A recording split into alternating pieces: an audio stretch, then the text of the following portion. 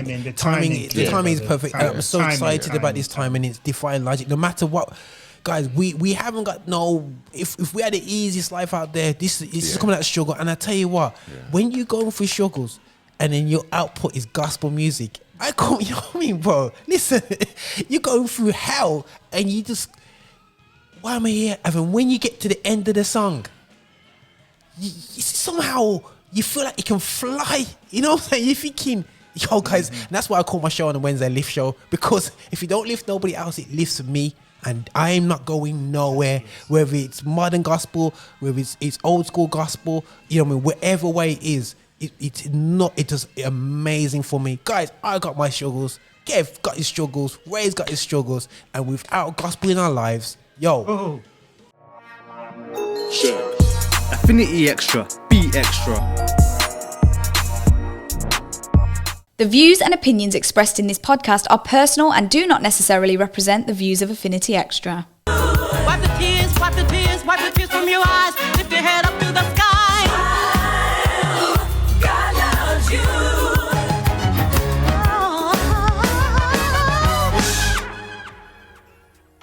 Yeah, guys, it's Roger Moore here on Affinity Xtra, celebrating gospel music of black origin, and obviously you got a taste of where I'm at when it comes to the Clark sisters. Yo, guys, let me just make sure everyone can hear. Kevin, can you hear me? Let me see if we can get some soundbite, Kevin. And okay, Kev. Oh, you're on mute, bro. You're on mute. Let's unmute, Kevin. Yes, bro. Okay, that's it. Yeah. Yo, all the technical things. Greeting, brother Ray. Greeting. Good evening. Okay. Sorry, good afternoon. Good afternoon. Brother. Good afternoon. Yes, everything in one, bro. Yes, you're good. Yeah. Long time no talk. Listen, guys, yo. So guys, listen. We're gonna be talking about gospel music. We're gonna be talking about some great female gospel artists today, still, yeah. And if you're listening into the station, we do celebrate gospel music of black origin, but we do understand that there's almost two angles of looking at gospel music, and I'm alongside Ray Prince, who's going to be putting on an event that is revisiting his project's called Gospel Music Revisit. Well, gospel revisited project, but I'll stick in the music in there. But it's Gospel Music Revisited project, which is amazing project where it's not just playing how it sounded. It's playing it as it sounded, but in a fresh way. And I feel that what I just played from the Clark sisters really has shown a growth now. I don't know if you guys know their early stuff, but musically, for me listening to this particular track, I don't know about yourself, Ray, you can hear a lot of reggae. It's reggae, yeah. But it's like I call it American reggae. You know, you know what I'm saying. But then you got a lot of brass and strings in that production. Yeah. I don't know. What was your view about that track, or what's your opinion about that track musically? It was nice. You say American reggae.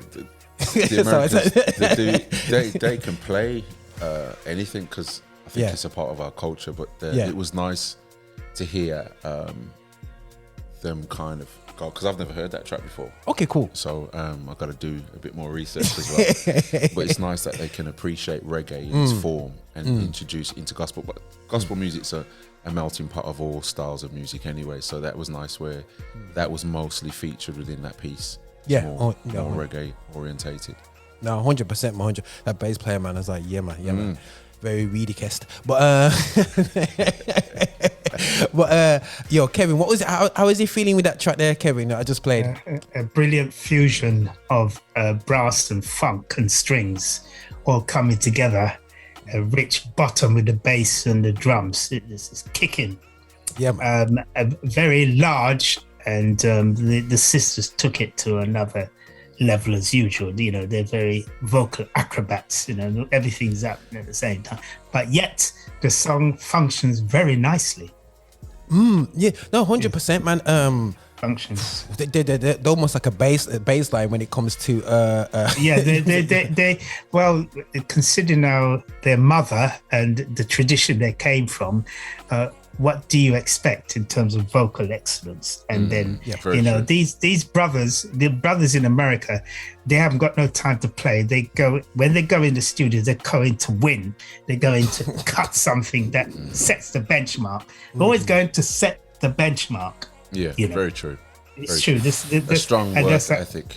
Yeah, they got a strong, and they're coming to hit on all cylinders, like as if there was their last occasion to be in the studio. Yeah. Well, that's a very strong start there by Kevin, because it could be a valid point. We're almost apologetic when we approach doing stuff with gospel music, and I think that it's not that we don't give our best. I feel like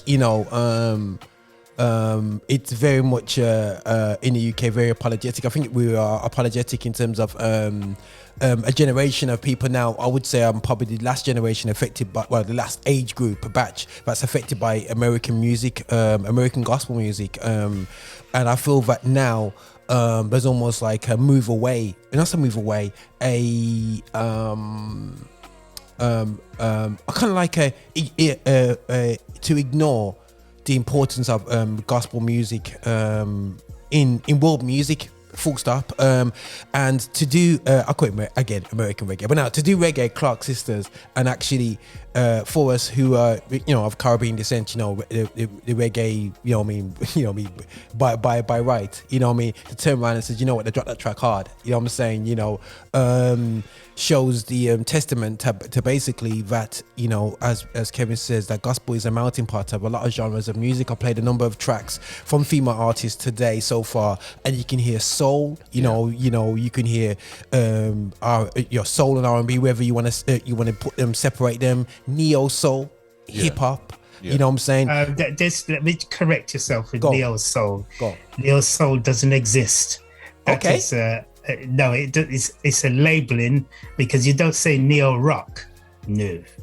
So there's no such thing as neo soul. Soul is soul, brother. Full stop. All right. It's just an interpretation by new kids on the block. But soul is soul in its finest sense the word. Love that. Do you understand? The finest sense of its creative output. Yeah. Because that is another label which the white brothers have tried, no. On this urban music, there's no such thing as urban music. Black is black. It's a black, extraordinary, excellent sound. Are we scared though to say black music because we're trying to be politically correct? Yes. I really, I remember somebody said to me, Ray, somebody said to me, somebody was interviewed, a professor was interviewed from America. She said, you are a gospel historian. I said, no, I am not a gospel historian. I'm a music historian that deals with music of black origin. Wow. She said, is it? Oh. And I explained to her why it is so. And she said, okay, I get it. I told her that rock, the Beatles and everything, they reverence our people. Please, stop. Yeah. It's not the other way around. No, 1,000%. And I think we have to almost stop apologizing for our space in the gospel field now. Some of the artists that I obviously that I were influenced by were more like when it comes, I'm thinking about female artists. Obviously I picked up Sandra Crouch and obviously I didn't realize how many powerful female singers came out of the Disciples. You remember? So there's me. Yes, brother. Tracks like "Oh It Is Jesus." You know what I mean? Oh Lord, Jesus, please, if you're gonna go down that road of which we are, I'm sure we'll touch. Sandra Crouch was so influential. It's unbelievable. And I think around the time he was coming up, if history serves me right, you had the Hawkins coming up as well. Yeah. Oh, brother. And then out of the Hawkins, you had that band that Tramaine was in. Tramaine was in a band, Sly and the Family Stone. She was a part of that. That's crazy to me. No way. Yeah, she was a part of that. This is no, Ray. Sir. when a sister come out of that kind of equation, musically, sonically, Sly Stones, that is a different sonic arrangement. I'm telling you. I'm telling you, and this is what I'm saying. I don't think people realise the depth. Tramaine, I mean, I'm going to mention my wife, Claudia. Yeah. She loves Tramaine. Oh, yeah, we're getting to this one, Tramaine. Before we go there, she is an amazing vocalist that is her pronunciations, the way she sings, her arranging of her vocal ability is so clean. There's no airs and graces. She just clinical, brother. Clinically, she's just clean. right there, clean. Pure. Yeah, it's pure. My first interaction with Tramaine was listening to Dulcie Dixon back in the day and Leicester. And I won a competition and I got a vinyl, her Tramaine Hawkins live. Vinyl. That was at the BBC, man. So I got so that was me and my brother's interaction with Tramaine Hawkins. So we're gonna play a bit of that, but it's so true, and I think that obviously you grew up as a church boy. We don't watch Top of the Pops. We don't do all this stuff and all this business and whatever. But then it kind of made me not ignorant, not knowing of our input in terms of why the hits that were going on that was seen in the popular world. Now let's go back to Andrew Crouch. As much as we're not dealing with singers, male singers as such, but to see his input into impact into secular music, i.e., it was one of the most revered people is Michael Jackson. Now the guy was sitting next to Michael Jackson. We talk about Quincy Jones, like he's like another level, but he's reaching to Andrew Crouch to support him in productions. Okay, let me explain it, and Ray will support me on that. Andrew Crouch was a vocal tactician. Okay. I mean, the brother could find voices at places which Quincy and Michael couldn't find. He's like Luther Vandross. They find vocals sonically in different places, so they can actually know where to put a vocal into a track. Okay. In the mix. And you have to remember as well that the band that he had, he was like the Hadley Hawkins Smith. Oh, brother, please. Harlan Rogers. Them brethren, they're the best on the West Coast. Yeah, Abraham Laboriel. God, mercy. Those are the boys that Crouch was rocking, man. and remember, those guys Quincy looks up to, because Quincy's a hard brother to please. Is a very sonically speaking. Those guys. Let me put it this way. Their sonic expression is of the most high. They go to the highest level sonically.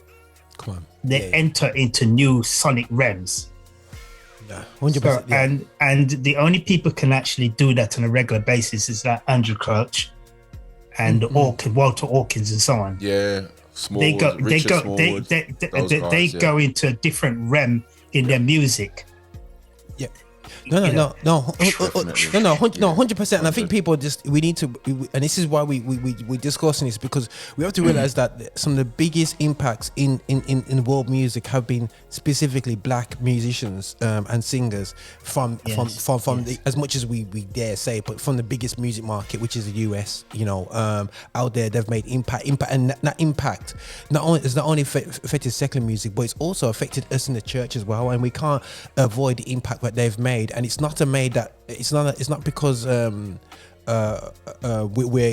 saying we pretend that's never happened. That has happened, and it's actually helped develop our musicians that have gone out and done amazing projects as well. And musicians evolved and learned from, influenced by gospel musicians in America, gospel singers in America, and we see a lot of top singers that were sitting down singing to the artists which we will see be renditions will be at the GRP event in a couple of weeks, and these are the singers that have actually formulated. I played a couple of tracks, and you want to go with the person, and you're thinking, I can't finish like that. You look at Leandra Johnson, who's an amazing singer.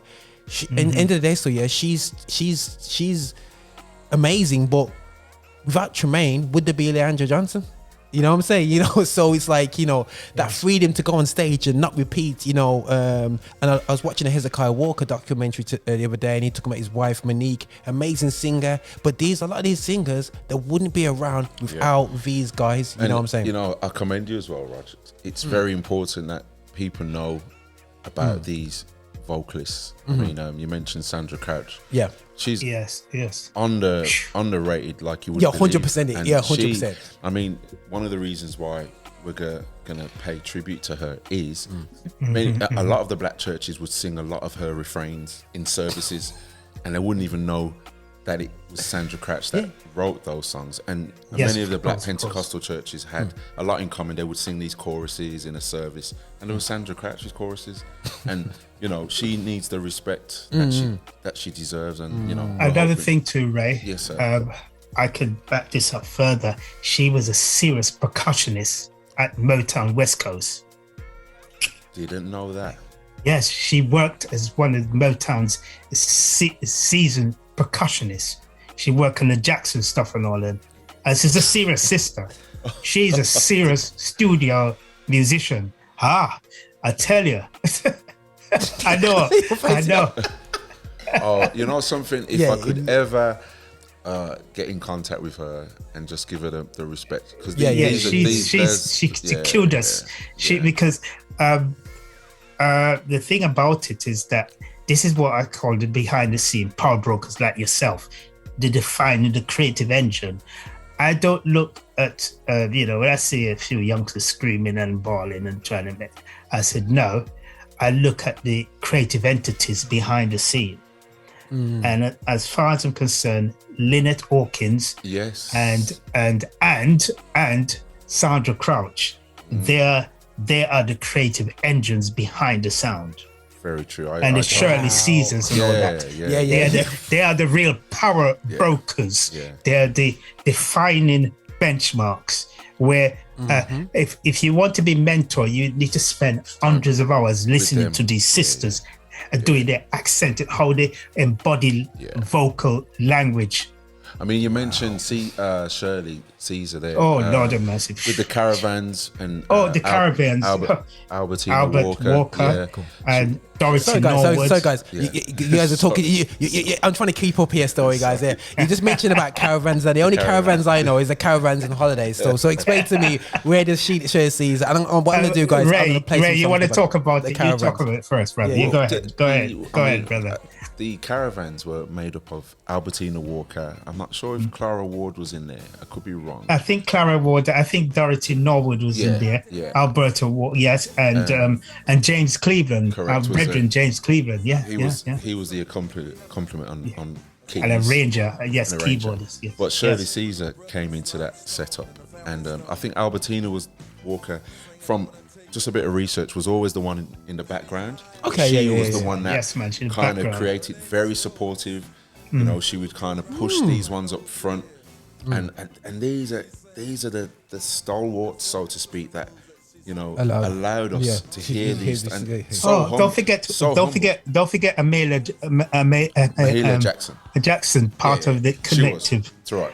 Lord, she was a technocrat.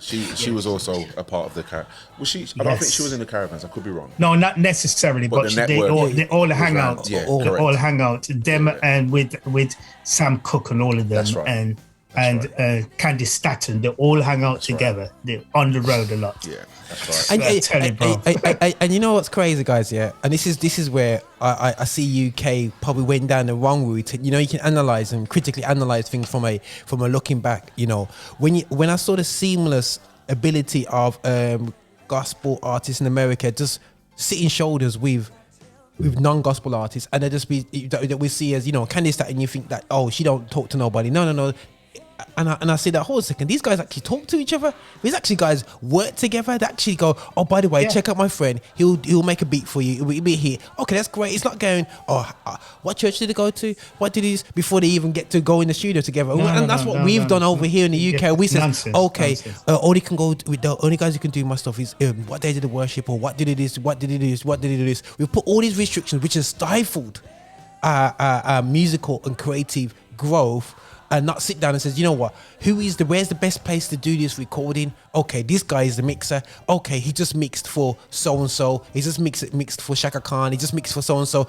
He's happy to do gospel because his mom used to go to church, and he'll do it for a change. We have people that will do that, but we don't do it because they're not sanctified. But anyway, so yeah, but this is where Ray, you would agree with that. You would agree with that. When a musician, regardless if he's a backslider or not, or he's a Satanist or whatever, if he's anointed, when you go to a certain realm of music, you actually enter in the Holy of Holies, because you cannot come up with those chords by just happenstance. You have to actually shift. You have to go into another shifting gear. Well, I mean, I can only comment about the guys that I work with. Yes, bro. They are all amazing musicians, and they know their instruments to a degree level. And I've shared this with Roger before, that when we all come together to rehearse, if someone's going to play a B flat, it's going to be the best B flat you're going to hear. Okay. Right? They bring it to rehearsal, that same attitude, and they bring it to the performance, the same attitude, with payment or without payment. And it's all to do with the song. So when you're talking about these sonic movements, of course, because I believe the people I've brought together they're at the top of their game. If we're going to use that form of language. Or yes, man, you can prove that. There's no problem with that. They've studied their instrument, but they're bringing it into my space, and they don't see that as a barrier. They're seeing it as, right, Ray's asked me to do this, and I'm going to play the best note I can play because I know my instrument. And but it's what then happens with that sound. That's what we're talking about. Okay. Yes, man, it shifts. Yeah, it does shift. There's a definite shift, and I think we underestimate the power of what this is all about. We underestimate, but I don't. And I don't need to label it and say it's this and that, because he knows. Yes. He knows. Yes. And it's like, I'll always say to people, if you come into my house, I'm going to make you the best cup of tea. Yes, man. So you can sit down and go, boy, that tea tastes good, you see. Because we should always do everything to excellence. Yeah, excellence, yeah. Yeah, spirit of excellence. Yeah, man. Yes. Yeah, man. If we have that spirit of excellence, you mentioned, could be a backslider, could be somebody that doesn't know the Lord. But everybody has a spirit of excellence. Everybody. Okay? And if you bring it in, if we're all in this space and we're creating this excellence for our Creator, it's going to be the best thing. Because we're all on the same mind. Yeah. That's why I understand. That's why I understand guys like Prince and Quincy, and Tom Bell and Gamble Enough, and I understand people like Benjamin Wright Jr., the classically trained Christian string and horn arranger and an instrumental wizard. These guys will tell you that they operate in a different frame of reference. They actually go in and pray because they're so serious about it. They know they have to hit it. It's just, this is it. This is it. So, sorry, Kev, Yeah. So, sorry guys, if you forget, in the background, I'm going to be playing some music from the, back in the day music. So we're going to get in the vibe. This is a bit of, that was also Sandra Crouch, with Various Power in the Blood. You mentioned that we sing that song like it's for joking it. You know what I'm saying, bro? We, as a refrain, like, as it says, and we don't know who it is. And it's, Sandra Crouch. What's blown my mind already is that Sandra Crouch can drop a couple of things on the percussion. You know what I mean? Yeah, man. Just before we carry, I'm so interested in the way you articulated when people come in, the music shifts. Okay. And you have to know. If you know, you know. Yes, you do know. And you know, don't you? Yeah. I'm so inspired by that statement because it does shift. It does shift, brother. It does. And I think, where everybody, and regardless of your background, and I speak of experience, if you're coming in to do your best, you don't even know why you're coming in, but you're coming in to do your best. That is going to shift. Gonna shift. Yeah. And I think that that spirit of excellence, like you said, coming to do your best, is not really about right now. It's. I feel like and it's not nothing. No grappling to young people, and I'm not saying you guys' abilities are less. And I think that there's been a bit of a lack of detachment in terms of what you could say as older folk have to input into the youngsters in terms of I remember when we all had our mobile phones first, and I never forget, I was talking to Julian Chambers, in it, and he said he'll go into a rehearsal now, and he's running like really likes really, and he got a little mobile phone, and you think you can bring out your mobile phone, they're like phones in the air, switch off. But it's like these guys these days, spend more time recording their rehearsals, and but actually in the rehearsal itself, and it's a distraction, you know what I'm saying? But that detail of focus and say, listen, it might be District 4 convention, but it's got to be on, you know what I mean? We've got to learn this, you know your parts, let's got to do it with excellence, and it's that mindset that we need to always push forward. Why it is Americans, and I think we cannot forget history at this time as well. This was not easy for black people. We complain about today, but the time that you're talking about the gospel music at the time, churches, you have to these not flush, taking care of. These guys are fighting racism, they're fighting poverty, they're fighting all these sorts of things, and you're seeing that these guys fight out of that. And listen, they never had 50 hours of recording time to record things. They're going into studios and having to say, let's just do this one time and done, and putting out the music. This is not a flush era. We look at the church now, it wasn't the church back then. It wasn't, the finances wasn't there, and they were doing things and going, before we go in there, we need to know our parts, and we go in there and we do our thing, you know what I'm saying? And don't cut it and let's go on the road and do it. What scared me, it was, we touched on the staple singers. Staple singers. Whoa. You know what I'm saying? And we looked at Muscle Show. Yes. Yeah, I never even heard of it in my life until Kevin, written a book on Muscle. It's like, why, But then when he connected to staple singers, so you got to think. So I think, what you mean? And then I didn't realize the Whiners did a cover after a minute. I Take You There. I'll Take You There. Okay. Yeah, that's a staple singers cover. Yeah, that's right. And then if you look at it, it was a soul band, a majority white soul band that came up with that rhythm for staple singers. And if you can. What is going on? When you just seeing how people just reach for the correct studio, the best studio, they reach for the excellence, and they get their stuff done. It's really a fantastic blueprint to really take from, and seeing, if we're gonna make all-time hits, this is how you're gonna do it, man. It is definitely there, man. But I'm playing in the background Albertina Walker. That's somebody who we don't hear too much about. I've hear about her. You can see this vibe. This is obviously old school vibe. Be right there on time. Now all of the things. Oh yeah. Look, bro. I hear this. Hey. Everyone starts smiling, Listen. I hear this sort of Chicago soul kick in there, and can't beat it. Can't so beat it. fresh. It's crazy, It's just a cool vibe, man. It's the vibe, and this is what I'm saying. Listen. All these guys play. This is another thing too. It's another thing you need to understand, as Ray was talking about. These brothers know their instruments so clinically.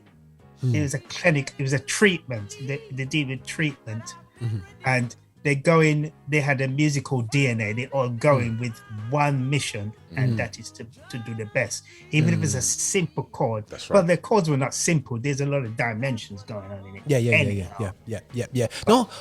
So we're talking about Albertina Walker now, still, yeah. So where does she fit into it for you guys? Was she? Because for me, growing up, the old singer was Shirley Caesar. I saw a lot about Shirley Caesar. Did they call her the mother of? No, mother. I would say the queen of gospel. I don't know what she's both the which Shirley Caesar, she's the queen of gospel and the first lady of gospel. It's basically because she came out front a lot. But if we're gonna give credence, you would have to give credence to Walker. Albertina Walker. Because, Okay. Yeah, because she was what you call the creative engine behind these people becoming out in front. Correct. Yeah, Okay, so she was a forerunner before Shirley Caesar. Right, Okay. It's just like James Cleveland and Mahalia Jackson mentoring Aretha Franklin. Okay. So what it was, two things. This is the thing that you need to understand about the industry. Then they took the youngsters under their wings and they fine-tuned them, they developed them. Wow. And because they wanted to create a long-term sustainability. Yeah, but it lends itself to our community about passing it on. Yeah. That's creative baton chain. Creative baton. I love that. Creative baton chain. It's the same narrative, but I think it's something that we all should be responsible in doing. Because when you do read about Albertina Walker, she did take these individuals under her wing, and she was the one that was in the background, and it was all Albertina Walker that was pushing everything. Oh wow! Okay. She's very instrumental, but she didn't like the front line. And that's interesting because I'm playing a track now. Talking about the I never knew nothing about the Caravans, but I prepared some tracks, and out here, and this one's got Albertina Walker and the Caravans. You know what I'm saying? So this is called "I Know Who Holds Tomorrow." About tomorrow, I just live from day to day. I don't borrow from life's sunshine. Can I hear a bit of Aretha Franklin's? You can hear Aretha Franklin was kind of inspired by her, you know, like and the Grace Project, like this. Yes, See, a lot of these were, and correct me if I'm wrong, Kevin, had come up in the huge migration. Yes, the migration for the South. Yeah. Yes, that's right. Because they all went. Okay, Chicago was the melting pot for a lot of these brothers and sisters. And some of the early classical gospel recording was done in Chicago, like a VJ Record, the black-owned studio, where the staple singers did on Cloudy Day. Yeah. So you hear the influence of these brothers and sisters, especially Lady Walker herself.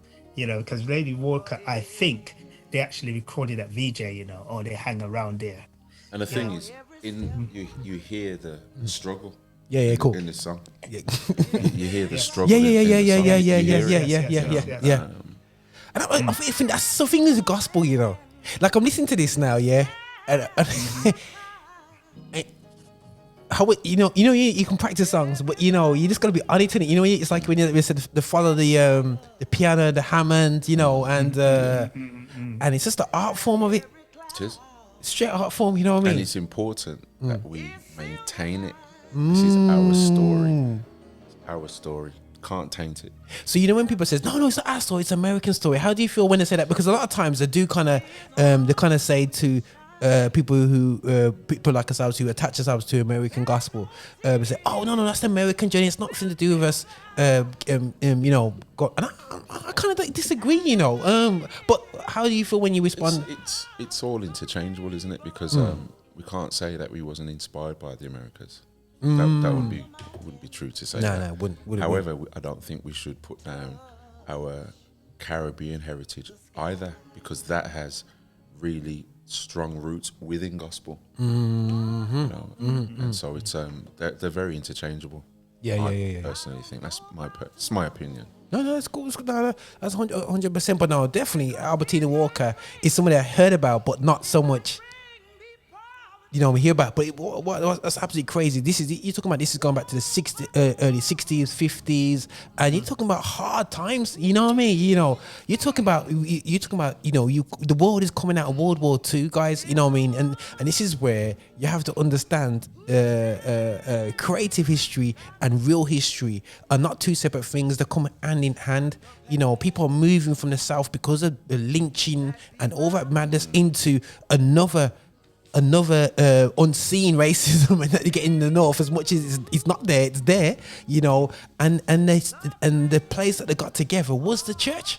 You know what I'm saying? That was their sanctuary. You know what I mean? What's quite interesting to highlight there is that when we talk about the early church, about persecution, one of the positives of that is that the message, when they was persecuted, the message kept moving and spread. So with the migration, the struggle came with them. And then that's how the melting pot started to come apart. Because they didn't, as much as they all arrived, and correct me if I'm wrong, Kevin, as much as they all arrived in Chicago, they didn't despise where they were coming from in regards to their story. They still kept that alive. Kept that soul, kept that soul, I think that's why the music that came out of Motown and Chess, and VJ Records and Brunswick, and OK and so forth, has a rich root in the struggle.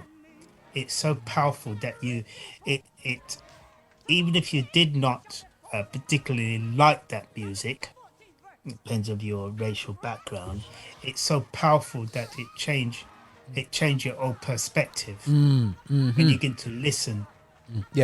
I used to I begin to love quite a bit the early gospel and the early Chicago music. And the simple reason why I like it, because the hurtiness and the depth and the message. The depth of the message and the way those brothers used to play and sisters used to play the instruments.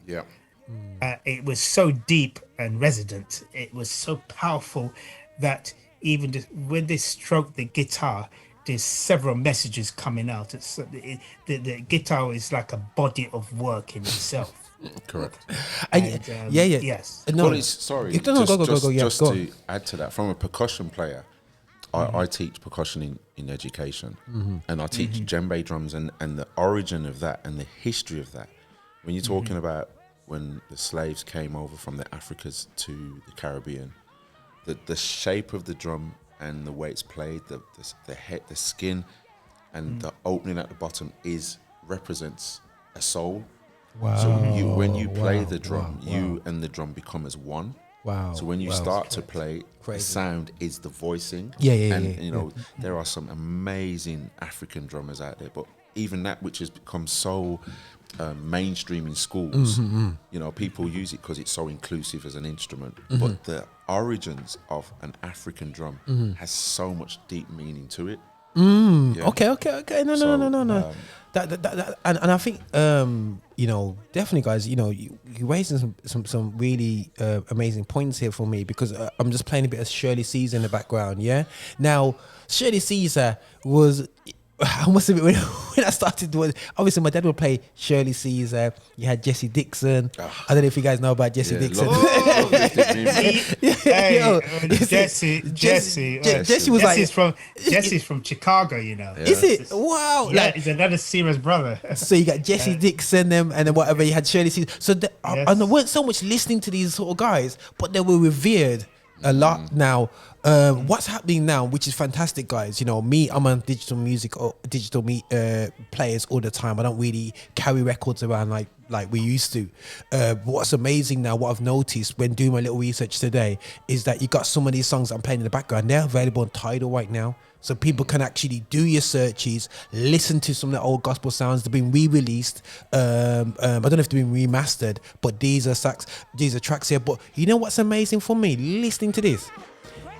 It's like the recording, like it was live. So this is what I kind of miss in today's gospel. Is you don't feel like you're there. You know what I mean? It's like it feels like it's been produced. Clinical.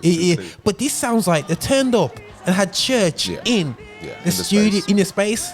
And just to add to that, she was a prodigy from the age of 10, and she dropped out of college to join the Caravans, and she was touring with them from a young age. Yeah, Jeez. and she was one individual that would not do secular.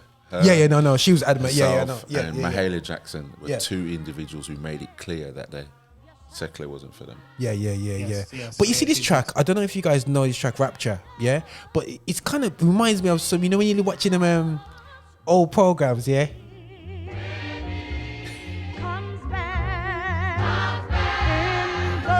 Tune?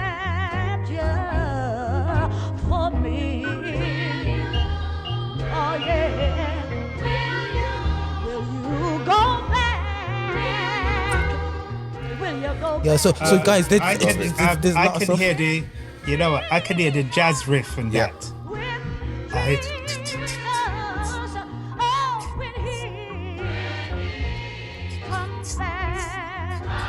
People doing these pushes way later, decades later, you know, and going like they invented it, you know.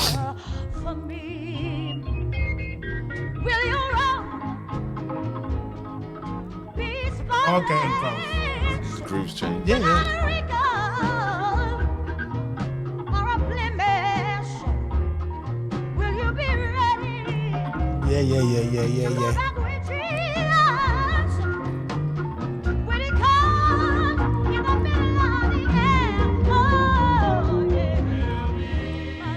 All these things we were doing like 30, 40 years later in church, like he invented it, you know. He grinted, he go, yeah, let's bring it up now. Shirley Caesar was doing this. Okay. This is another. Come on. She had preacher rapture, you know. Yeah. What are you saying, Kev? I was just saying that the late James Ntume, another serious percussionist, legendary James. Who's that? Ntume. James who? James Ntume. Okay. What did he do? Originally, he was he played with Duke Ellington and Miles Davis and so on. Okay, not bad. And he was the brother who co-wrote the track "The Closer I Get to You." Oh, okay. So it give you an idea of his sonic brilliance. This is what he said: 2 places that produce some of the best musicians in history, is the church and the jazz community. He said it produced rich and the classic community. And especially when these 3 sections meet together, it's heaven and earth. When a classical trained musician meet a jazz and a gospel musician, you can basically we can go any direction. Man, that's not. I like that description. Yeah, because when I listen to Quincy and all these brothers, those are the 3 elements they use all the time: brothers from the church, brothers from the jazz community, you hear me now? Yeah. Brothers from the classical and rhythm and blues and jazz. The whole. So the music takes on a different level when these elements get into the mix. Wow, this it's so true. That it's so true. And you know what? We've got to be proud about saying this, because I feel like we've always kind of like, you know, it. I remember going into my friend's car. He's a Metallica, you know, fan. You know, just started work, and he was my first job after uni. And the guy was awake, so he just dropped me off, and he was playing some Metallica. I was going, okay, cool. And he knew I was a church boy and whatever. He goes, you know what this is? I said, yeah, this is gospel chords, mate. I'm thinking, what you on about, bruv? You know what I'm saying? He says, all it is just gospel chords. It's the teeth in it from rock and roll, innit? It's gospel, you know, whatever. And I'm thinking, ain't nobody told me that before. You know what I'm saying? Hold on, you mean that we've influenced artists like Metallica? You know what I'm saying? And all these these major groups. But we can't say that too loud. You know? Yeah, I mean, without even going there, one of the biggest thieves was Elvis Presley. I was gonna say that. Yeah. You know what? I was gonna say. Well, I thought, nah, Ray's not gonna say Elvis Presley. Yeah, I mean, it's public knowledge, and you know, he would go into black churches, even mimic when people was in the spirit and do that on stage. You know, and the sound of. I mean, he actually recorded a gospel album, didn't he? Yes, yeah. Recorded several. Yeah. He did admit that his influence from the. He said one of his most influential track was the Uncloudy Day by the Staple Singers. Is one of his favorite tracks because the lead guitar on it was total mastery. He said that was it for him. And but the thing is, it's okay. It's okay. Yeah. You know, we're here to live on this planet. Yeah, and everybody even takes from here. Appropriation is the order. Say, just give the correct credit. Say, this is what inspired me. Thank you, and that's fine. And pay people their dues as well. Yeah, you know what I mean? cool. So don't just get them in, but pretend like they never recorded it and go around and not pay them back the money that they should be getting from the recordings as well. I'm not saying Elvis did this, but that was happening a lot in that time and beforehand. There's like says, I don't think Elvis did that. It's just the powers that be. It's not Elvis. It wasn't Elvis DNA. He loved his black brothers because he used to work at Stax with Al Jackson Jr., the black drummer, for the Booker T and the MGs. So he reverenced those guys. Mm-hmm. So I'll take that back. He wasn't a thief. Yeah, he wasn't a thief. Yeah. He wasn't a thief in that respect. Although some of the people in the establishment he worked with noticed the establishment was the issue.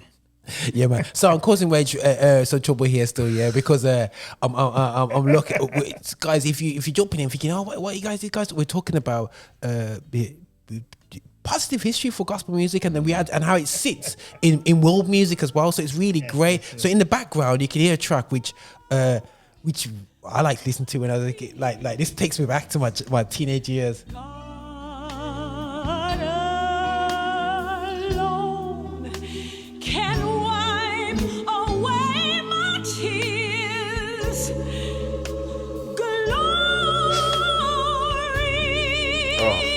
Hallelujah. Yo. Yeah, when you said, who's going to sing the solo to this? One steps back. But musically as well, what I love about gospel as well, especially in this period, they played with the message of the song. They didn't overdo anything. They just played the track with elegance.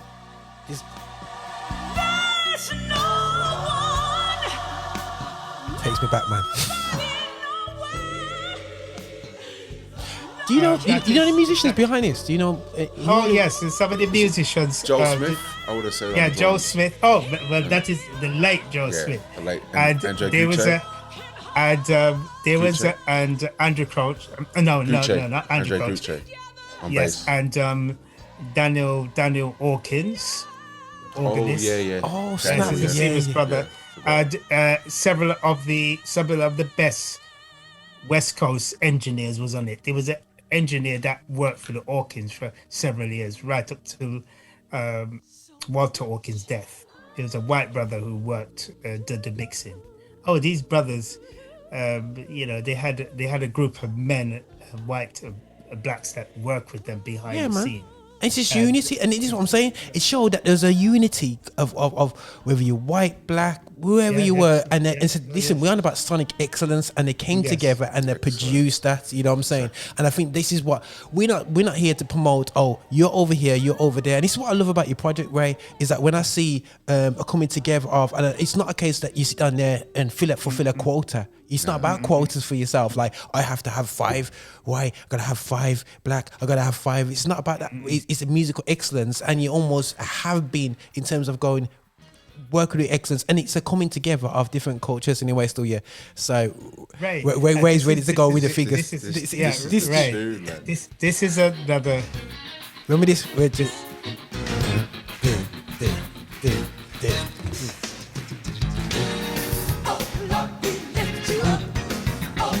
Long enough. Does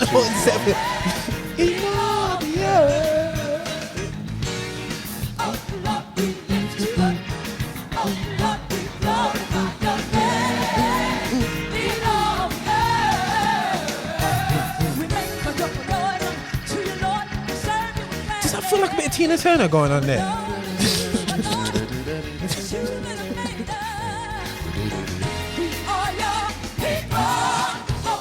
Oh boy. This is Tramaine. Yeah. That's what I'm saying, man. Tramaine Hawkins. Brother, look. This is West Coast signature sound at its best. California, man, definitely. West Coast signature sound at its best. I remember right in there, and Joe Sample working with them, of the Crusaders. Yes, that's right. Oh, there's a bad boy. There's a bad boy there. Yeah. I tell you, listen. True. You talk about being a technocrat. Yeah. Oh, Joe Sample. that was Joe Sample. I understood that side. Larry Carlton was involved. Oh yes, the whole LA sound. The whole LA. Listen, brother, the LA, those brothers. Look, that is a different fraternity altogether. That is a different. I remember, and we need to remember those same brothers work with Bill Weathers too. Yeah. That's right. That's right. Yeah, and the thing is, there was a community of them as musicians that they would. Yes, man. They work together. Yeah. They work together. Which should be like that. You know what I'm saying? And these are the things. And guys, we're recording this, and we're gonna, this is the conversation to learn from, and we're gonna learn from this era. Maybe because we never did a history lesson so much before, we didn't look at what made them successful. And if we did, we have to realize that there's been a combination which we've got to gravitate from. I'm always into moving things forward in UK gospel, but we cannot move forward unless you know what brought you here. You know what I'm saying? What was made, what the success stories are. Sorry, Razor's he's playing like he's at National Convention. You know the ones there. So. Yeah, well, let's put it this way. Yeah, go on, Ray. What are you going to say, Ray? Go on. It's what he said. The recording makes you feel like, I know this is live, but you feel like you're there. Yeah. Yes, but how they do it is incredible. You know what I'm saying? It's absolutely incredible. And the pushes and and if you can... Okay. Look, remember. The shift. Remember that the Hawkins and all of them are working at the same studio that some of the top players would work at, some of the top secular solar artists and rock artists would work at. So they weren't working at a studio down in that little shed. They were working at top studios with getting and using the musicians that would probably play with Sinatra and the Wrecking Crew. So some of these guys, you got to remember that some of these guys are from the Wrecking Crew as well, because. Look, brother, if we ever go and talk about the West Coast music fraternity, that would change the whole.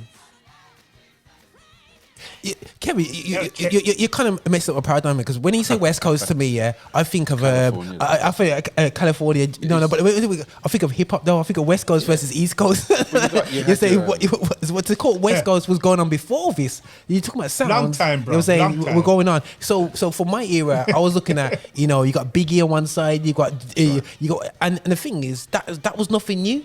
You go back and there's different sounds coming from different parts of America, and I think that's right. And I know if everyone's going like this, if you're not taking notes, you can go back in the video and listen and take notes. But ultimately, there's names which we could actually do shows on. You're just mentioning one or two engineers, and we can do shows and expand on these names. That's what is absolutely scary for me in this in his project. You know what I'm saying? It's like, you know what? You're bringing in names.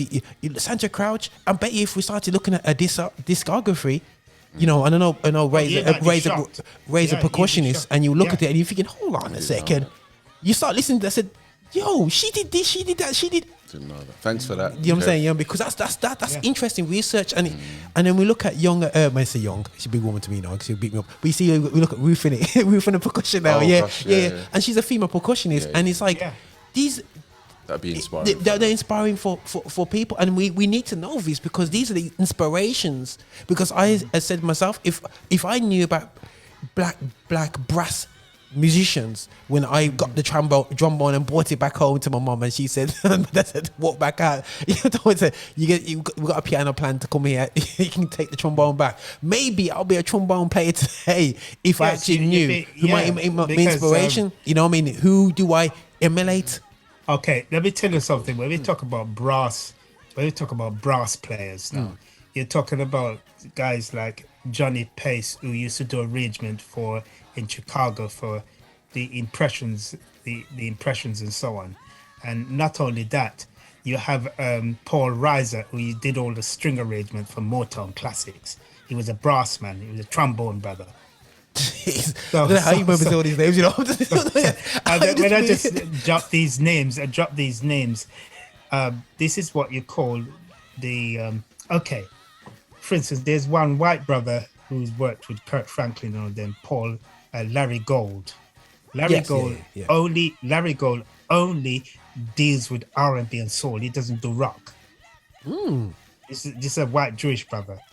And when you talk about how he does strings, I mean, he make the strings dance. I mean, the echo and we're moving into some serious realms because the people who work behind who work behind Shirley Caesar and all of them. These brothers, some of them, their children are actually working in the industry now. Their children, and that's a scary, scary thinking about that. Actually, it's actually because you're thinking that the legacy's gone, but these guys are building on top of absolutely. Imagine your granddad's Hawkins. You think every time you turn on TV, you hear Oppie Days, you going, let's buy a new car next week, lads. You know what I mean? Every time you do. But no, there's something that you guys mentioned today. Now, never heard of this lady before.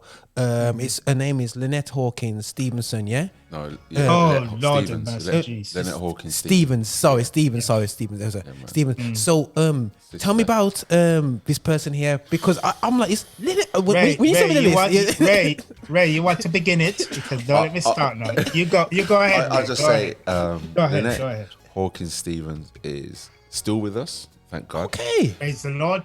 Yeah. Yes. She is the sister of the late Walter. Okay, cool. And Edwin Hawkins.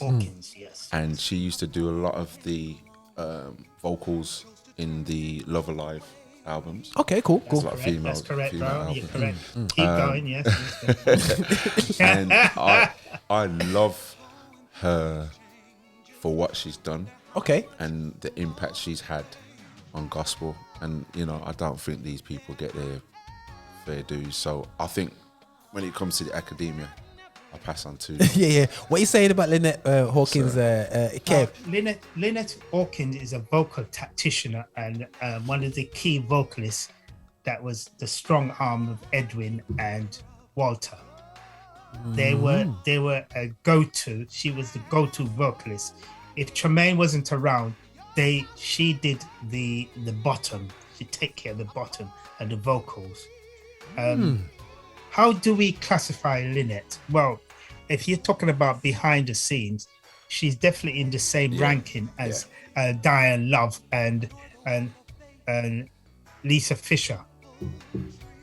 Lisa Fisher with Shaka Khan, yeah? Yes. Lisa Fisher, yeah, Lisa Fisher, who also worked with Luther and so on. Okay. She's Lynette is in the same ranking. Yeah, I got you. Because I don't know how to really define her. All I can say that she's one of the best behind the scene vocalists in the industry. Most and definitely. Underrated. One of the most underrated. Because if you listen to the body of the Hawkins work, she was in it from the beginning. Yeah. The body. Yeah. The body. Right. So you would see the Walter and you'll see them headlining, but then she will always be there. She'll always be there. She's always be there. Yeah. And there's something about siblings, the synergy that they had. Mm-hmm. Okay, Edwin was an amazing writer, but Walter, he's delivered. Walter Hawkins is my favorite male vocalist of all times. Okay. His delivery is ridiculous, and he every note was sung with excellence. Everything he did was excellence. And I think he impacted so many lives through his vocals.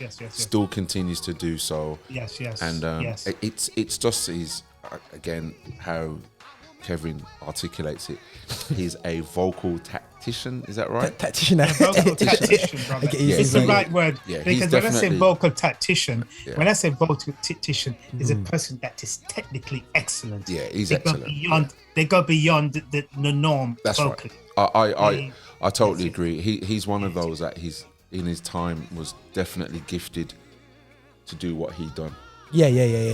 Definitely gifted. He's No, because it's amazing how, and you know, it makes me laugh. Yeah, is you see Andrew Crouch and Walter. You guys had trouble about even listening to them because they said there was too secular. It's like, yeah, they said, and you look back and you're thinking.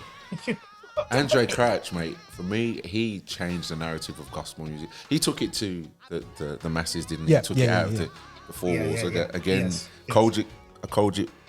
Salute to Kojic. Listen, guys, we salute Kojic because without Kojic, a traditional black Pentecostal church, you know what I'm saying, that's black led not by the locality of it, black led all the way to the top. Yeah, we're not saying it's a perfect church, but you see, it supported black excellence. Well, think about the amount of gospel solo artists come out of and Kojic, musicians that come out of Kojic. For real. Now we got to think about this very seriously. As I said to you, the music was prodding, American music and the British music was prodding along, you know, making some smoke and noise. But brother, when these black brothers like Sly and the Stone and all these brethren begin to kick into the scene, I mean, look, everything, the whole dynamics change. The whole dynamics change. I remember I would keep on saying to you, based on the influence of Walter, James Cleveland and so on, Aretha almost single-handedly changed the industry. Because you imagine the same year that she did 3.5 million from a gospel route, 3.5 million in album and single in 67, and the industry went over $1 billion and never returned. That's important. The thing is, you got to understand the demographics of the Otis Reddings and all of them, what they did. I mean, you have white brothers who will fight. Will fight for these brothers because they understand that when you have a Rick Cole and all these brothers and Clive Davis and all them hanging around with these brothers and sisters, it changed the whole dynamic how they look at music. No, 100%. It changed it because they just cannot. I mean, this brother just have reverence for Aretha Franklin. That is funny. He just can't. You hang around those people for a little while, your old dynamics change. Yeah, it's company in it. It's absolutely, it really is company. You know what I'm saying? And I think that's really, we always talk that in all sorts of life. Even the Bible talks about, watch out your company, and your parents go to you, listen, watch your company, still, and that company applies to musical excellence and who you're learning from. And it's amazing. I've got a track in the background.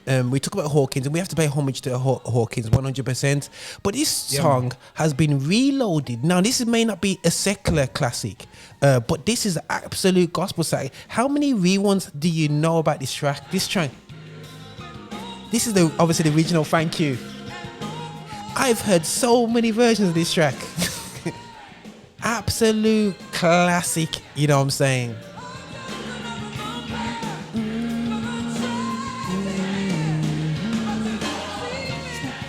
And the joke is, the track's about 10 minutes long. So people shorten that version anyway, still, And you know what?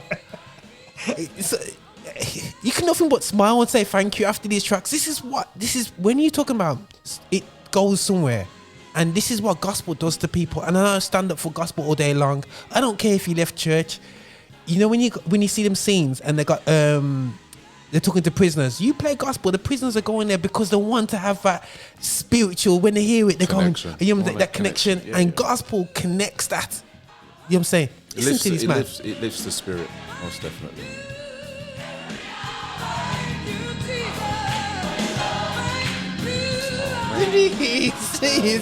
Oh Lord! So, and there's a bit of escapism for all of us as well. Going back to when the days, the summer back in so and so. You know what I mean? You know what I mean? And you had no responsibilities. You had, had no mortgage. You just go home, just yam food from your mother, and you go back out and you just keep playing, man. Yeah. Thank you. Look, Listen, man. I don't, Ray. Yes, sir. Just like me and you, and Roger, if I didn't have black music to relate to brown, we wouldn't be here. I'm gonna tell you right now. I'm serious, bro.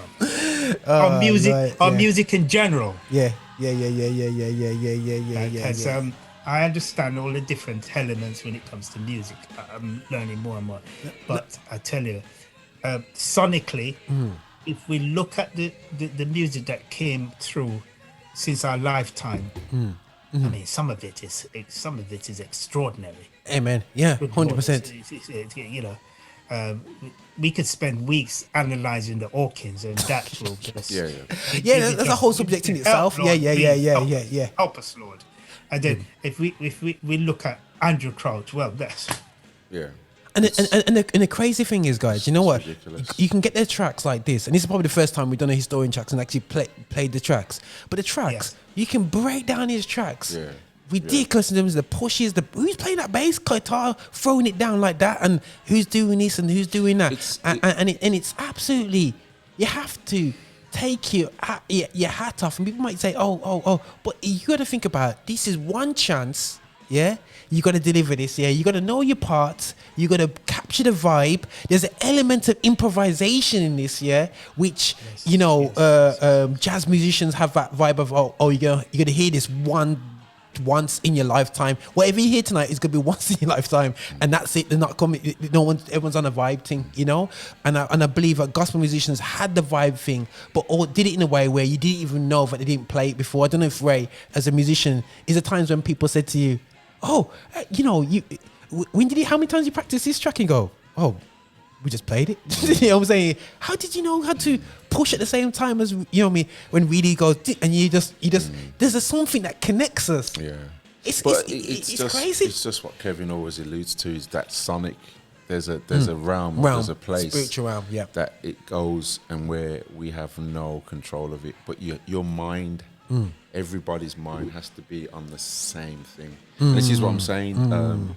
He alluded to earlier about some people may not be of faith, but they've got the mind to come in to do what they've come to do at excellence. Yep. So you're already starting to connect together, and then once you all connect together, that's a huge thing that's going to go up. Do you know what I mean? And Ray, the sincerity of your heart as well. That's right. You know. And Ray, the engineer has to be in tune to capture it. Yeah. He has to be. That's what we forget as well, you know. The brother and sister has to be at a different level to capture that. Yeah. All blazes go. He has to capture everything, and once you have a good sound engineer and he captured that. Yeah, it's true. Yeah, that's important, bro. We forget them parts, bro. We forget them parts, Everyone's like, we can't hear this, we can't hear that, we can't hear that. All the elements have to be, and it's a massive teamwork. That's why I give reverence to Tom Down of Atlantic, these legendary engineers, and the ones that came out of Chicago, Bruce Swedeen, who worked with Quincy and all of them. These brothers were musicians themselves. They were technocrats. They could find sounds out of the,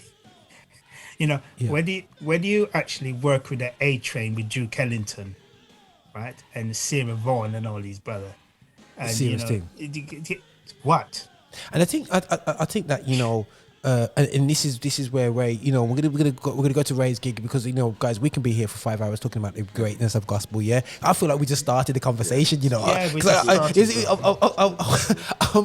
I'm gonna play a track. The end of this thing is called "What Is This?" Yeah, because you know what I mean. So please, brother, brother, you're bringing me down to my knees now. Please, what is this? Boom. What inspired that track? Whoa, listen, man. Well. Because the thing is, right? I mean, I was just showing Roger. Yeah. I was fortunate. In 1988, the Hawkins came to Birmingham. And they played Aberdeen Street, and they hired my drum kit. Believe it or not. Yeah, I didn't tell people. And that is historical. I've got a picture. I was just showing Roger. Lynette. Lynette was there. Joel Smith was playing. What? And I tell you what, it was at Aberdeen Street, and I don't think people realise who was here. Because if I remember correctly, there wasn't a lot of people. It was full, but it wasn't like full. It wasn't like fan full. It wasn't fan full. No, from what I remember. But what I remember of that, it was just, it was mind blowing. And Joel Smith was an amazing. He was just an amazing musician because he's an accomplished bass player. Yeah. You know, Yes, so yes, that yes, synergy between bass and drums, he had that unlocked. But his diction and conversation when he plays is just like ridiculous, right? But it's and the bass player. Yeah. And it was DeBose on guitar. Jonathan DeBose. Was on, What? Yeah. Jeez. Yeah. Oi, oi, oi. It was like, wow. Help me, Lord. Help me, Lord. And then you think, where did they get these? But again, it's the sonic, the connection. It's when your mind and your spirit is in at the same place. God can use it. There we go. No. That's what it's about. And I think that, you know, we have to really emphasize, you know, the levels, the abilities, the details that these guys were doing, and like I said, the things that you see some people do, you're thinking, is that really human? And it just drives us. And I think sometimes when you're not in front of excellence, you just you don't push them levels. These experiences is what, and this is what we were blessed in the period, that we had a lot of musicians that were coming over at the time, which was kind of pushing our levels, and something what I love about sometimes the Americans. I remember even working with the Mali music, and I never forget this geezer. The reason why, and it might not be, he's an excellent artist, but I just remember his dedication to music. And I remember him in rehearsal. I've never seen anybody like that, man. You know what I mean? He expected everybody. You hear the voice. You know, he expected the excellence out of everybody. But he pushed the rehearsal was like another level, bro. Equally to that though. I mean, you're saying that the Americans were coming over here and they were setting a standard. However, we already had accomplished musicians in. Oh, okay, yeah. True. But they didn't get the support. Ooh. So what they then would do is leave. So as much as we had the Americans. Because you had like the Paradise in it. Yeah. Well, we had the musicians in Birmingham, you know. Don't need to name them, but there was many guys that had an ability to play right at that level. At a very, very gifted level, you know. And it wasn't. I don't think the British churches recognised it as much as the Americans did. So I think that's an error that we had, and we have to accept that. And try and rectify it the best we can. We have to rectify it. You know, well, you know, the young what's left. When we, you know, we should not have lost guys like James Poyser to go to Philly. We should not have lost him. You know, when you're losing the body of work that he did, and he's from the church. And McIntyre. McIntyre, McIntyre. You know what I mean? Yeah, and that is another discussion right there. Yeah. So, no. You know, so there's many. I could list off loads. But you know, that's the beauty of our field, man. It's a beautiful field. We've got some amazing people. Now, sorry guys, I'm gonna steer it to Ray's event in the next hour. I'm just gonna go right big pitch because I know we're gonna be closing off, and I'm gonna finish off what is this, because you know we're just gonna get the air bass out. What is this? Boom, boom. Boom. You have to play that note hard, you know. You can have that smooth. So me as a bass player, you know, I got it all that timed out. But when it comes to Ray doing an event, both myself and Kevin, I'll be helping with the production. Kevin, you know, will be experiencing and writing down and reviewing the event itself. And we're seeing Gospel Revisited a project. So basically, it's going to be at the town hall, which is amazingly really cool. I love the way you're not doing it in back halls anymore. You know, the back church hall is a squeeze. You know, it's in the town hall.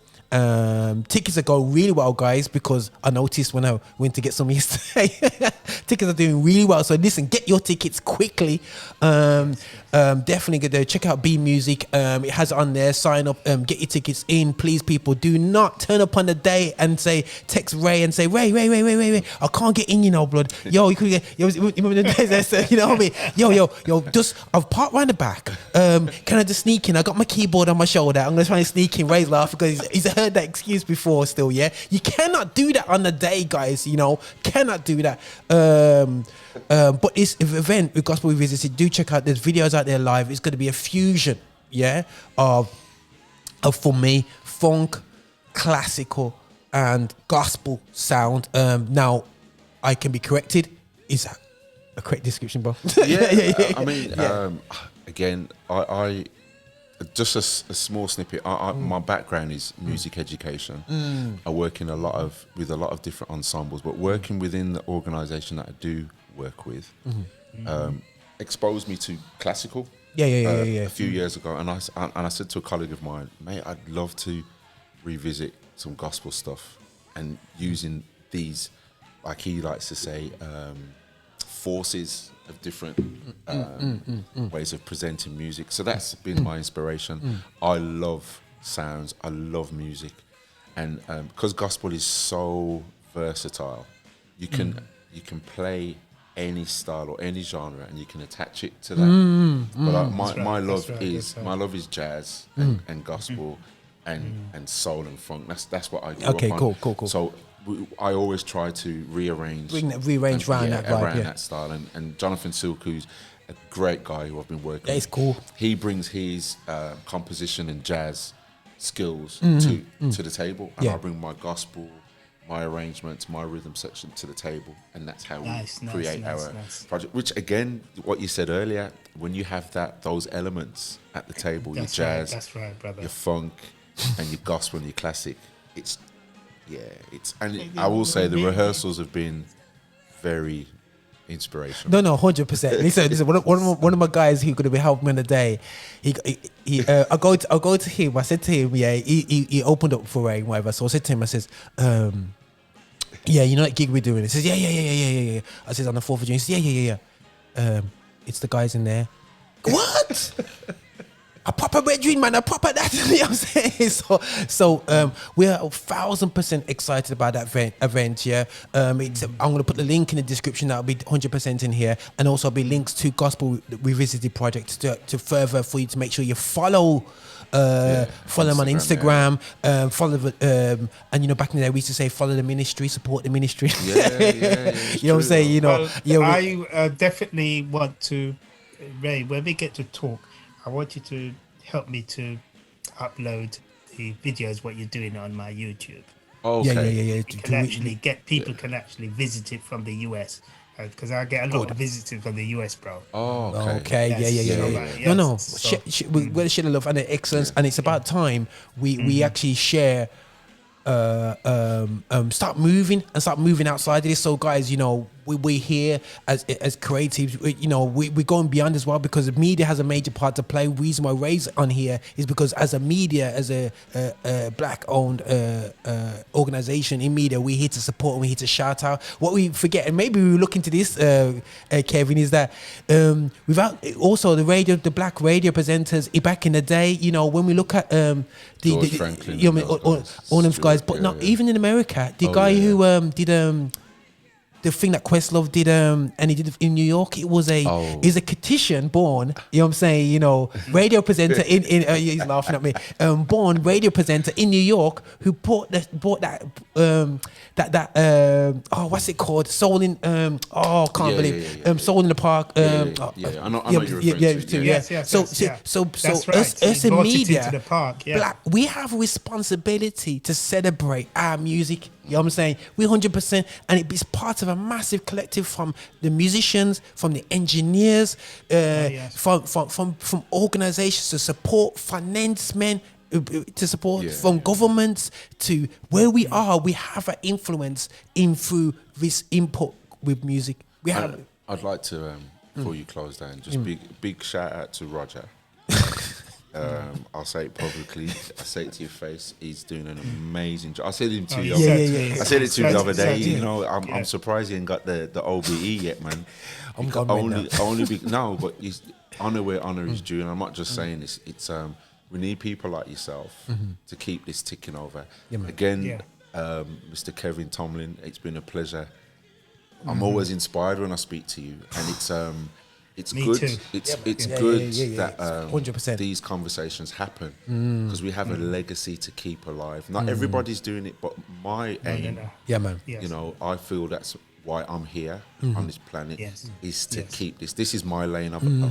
It's taken me a long time to find this, but I'm very happy and comfortable. So Yes, brother. No, man, respect, my brother. And, you know what I'm saying? Kevin Tomlin, You know what I mean? Reverence, brother, everything comes in reverence. good time, people. You know what I'm saying? Sometimes, the timing is perfect. And I'm so excited about this time, and it's defying logic. No matter what, guys, we haven't got no. If we had the easiest life out there, this is coming out of struggle. And I tell you what, when you go through struggles, and then your output is gospel music, you know what I mean, bro? Listen, you go through hell, and you just, why am I here? And then when you get to the end of the song, somehow you feel like you can fly. You know what I'm saying? You're thinking, yo, guys, and that's why I call my show on the Wednesday Lift Show, because if you don't lift nobody else, it lifts me, and I'm not going nowhere. Whether it's modern gospel, whether it's old school gospel, you know what I mean, whatever way it is, it's just amazing for me. Guys, I got my struggles, Kev got his struggles, Ray's got his struggles, and without gospel in our lives, it's there, man. So I'm gonna hit a track which there might be some tears, there might be some great memories, you know what I'm saying, with anyway. So we're gonna end off the show on this point, you know what I mean. And I think that there's no other way but what is this, yeah? And come on now. Oi, Lord have mercy.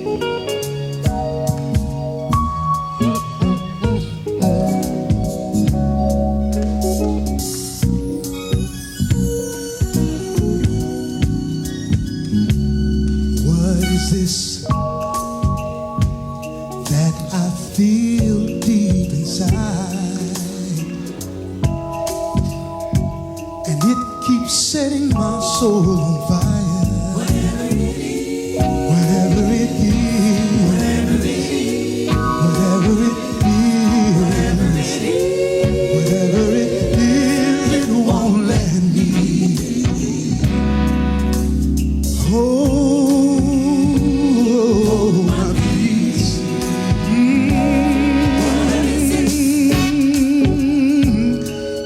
Folks say I'm acting strange. What is this? Makes me wanna run on in Jesus' name. Whatever it is, whatever it is, whatever it is, whatever it is, whatever it is, whatever it is, it won't let me. Hold my peace. I said it makes me love all my enemies.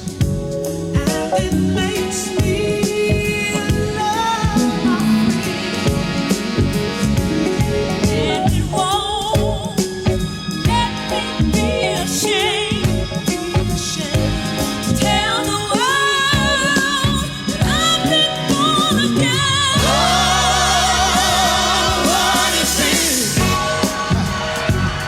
Makes me do right when I would do wrong. What is this?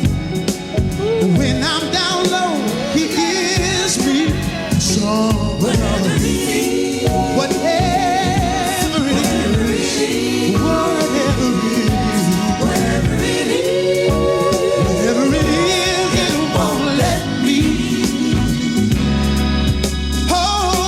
hold my peace. Hold my peace. Ooh, Lord, I said it makes me love all my enemies. Yes, it does. And it makes me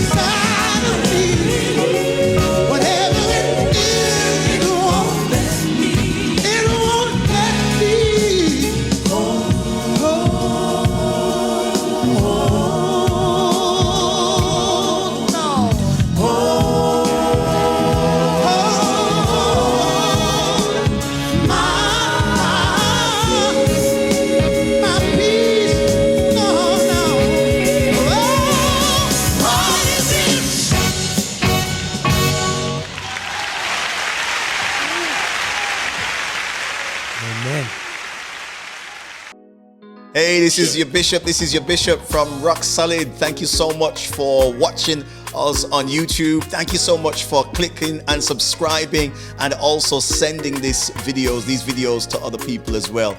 We are so hungry to get your support. So remember, check us out on our website, and also check us out on Insta and wherever you want to find us on Spotify. You can play us all day as well. And just make sure that you are supporting this channel, that we are developing our agenda towards music of black origin, and that is gospel music with a message. So please walk with us on this journey. Bye now.